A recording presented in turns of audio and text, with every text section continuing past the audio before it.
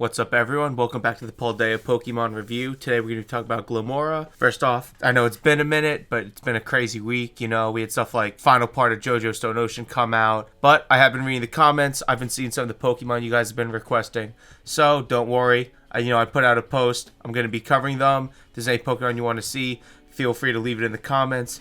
And on top of that, I do finally have a bunch of teams, as I've already posted 2 battle videos, and I got a bunch of other teams coming out. Probably get some more videos covering those as well. Now, let's get into Glimmora here. First off, just taking a look at these stats. Obviously, once again, we're not going to care about the attack, as with a beefy 130 in special attack, we really do not care here.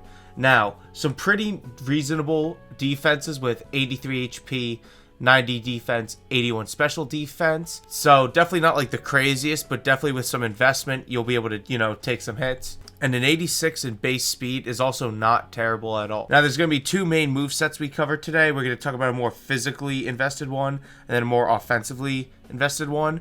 But both sets here are going to rely on Glimmora's signature ability called Toxic Debris. Now, the way that Toxic Debris works is that whenever you take damage from a physical move, Glimmora actually throws out a set of Toxic Spikes. Now, for those who don't know what Toxic Spikes are, it's a hazard that can be laid on the field, and with one set of Toxic Spikes, it'll do normal poison damage, as long as it's not a poison or steel type Pokemon that switches into them. And if there's 2 sets of Toxic Spikes, it'll actually inflict a Toxic set. And now for those who also don't know what that is, Toxic is basically the same as poison, except the longer you stay in the battle, the worse that the damage is going to get. Now, this effect will reset when you switch out and switch back in, but Toxic is definitely one of the biggest, like wall breaker and stall breaker statuses. So already having a Pokemon that could potentially set up something like this just by eating some hits is definitely going to be crucial. Now, on top of this, let's go over some of the moves. So obviously already with the ability, speaking of setting up some hazards, not only does it also get Toxic Spikes, so you could potentially double set your Toxic Spikes in one turn, it also gets Stealth Rock, another incredible hazard, one of the most common used, like breaks Focus Sash, things like that.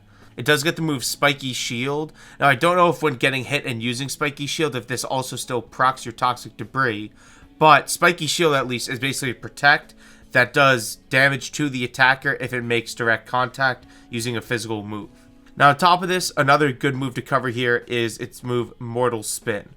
Now, Mortal Spin, it's a very weak physical attacking move, but the real thing here is that this move eliminates Bind, Wrap, and Leech Seed, which are usually other great counter, wall abilities, as they basically can lock you into the battle and do residual damage to a Pokemon that they basically can't invalidate. On top of all that, this also does guarantee poisoning an opposing Pokemon. Now, I'm not sure if this is regular poison or if this is toxic, but regardless, again, being able to get a status like this and just get consistent residual damage on opposing Pokemon is definitely, an insane thing to have. In terms of attacks, it doesn't really get any, crazy type coverage. So already, though, just for your normal stab moves, you're going to get Power Gem, Sludge Bomb, and I believe Sludge Wave. So at least 3 other coverage moves it does get, though, is Energy Ball, Flash Cannon, and Earth Power. So going over this first set, this is going to be a max defensive bulk build. Since your ability is going to be procced off of only physical moves and not special anyway, you're basically just going to want to fully invest in your defense so that way you can take as many of those hits and while also setting up those Toxic Spikes. Now, on this set too, though, as I said, Glimmora pretty much is the ultimate hazard setting Pokemon. So we're going to let your ability cover setting up Toxic Spikes. So then with the 2 moves, we're going to have Stealth Rock and Spikes if you want to mix up to get the other hazards on the field as well. Really get those going for a bunch of residual damage on switch-ins. And then again, just your typical Power Gem and Sludge Bomb, as those are your big stab moves for doing damage. Again, maybe especially on a set like this, you want to throw in Spiky Shield, as that's a way to get some other just good chip damage on a Pokemon, especially if they're already going to be hitting you for physical damage and doing hits. Now, obviously, since Glimmora is a rock type, and we're already going to be doing a full physical investment here, putting this on a sand team could actually be really good, as rock types in sand do get a free 50% boost to their special defense as well. So not only already would you be max HP, max defense, you got plenty of ways to set up hazards, and if you're in the sand, you'll also be super bulky by getting that free boost to your special defense. And now, obviously, I said already, we're probably going to just run Power Gem and Sludge Bomb, but even with no investment, remember, that your base special attack stat here is 130. So even uninvested, not only are you going to be bulky and setting up hazards, you're still going to be able to put out good damage against other Pokemon. Now, the next set we're going to go over, pretty much very similar, pretty much almost exactly the same, except we're going to switch up the focus here to being able to hit offensively,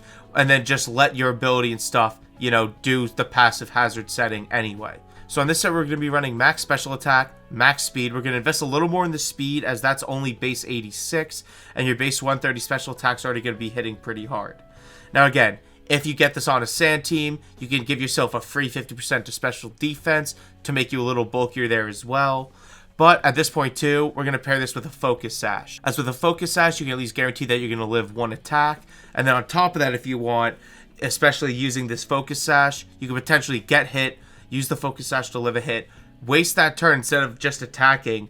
Since you know you're going to live at least one hit no matter what, you can throw out a stealth rock and then basically potentially get a toxic spike and stealth rock up in the same turn, and that's going to be incredibly disadvantageous to your opponent already having that many hazards on the field. Basically though, this Pokemon, even on offense, even if you're not focused on setting up hazards with it, is still a Pokemon to definitely be cautious of, as again, Rock is a very good offensive coverage moves as you have a lot of flying and fire types this gen, especially with Sun being so prevalent because of all the Paradox Pokemon. Rock is definitely a good type to have to get some coverage off. And on top of that, fairy types are always, you know, consistent threat, especially with a lot of people running dragons. If dragons have finally had their sort of stock increase again in Gen 9. So a lot of people running fairy types, having a big beefy sludge bomb or sludge wave to hit fairy types with is also going to help out. But that's pretty much it for this video. If you like this guide, make sure to leave a like. I got plenty more content like this coming out. I got plenty more guides coming. And again, I got a bunch of teams I've been testing. Probably start recording some videos with that soon. That's going to be all for this video. I'll catch you in the next one.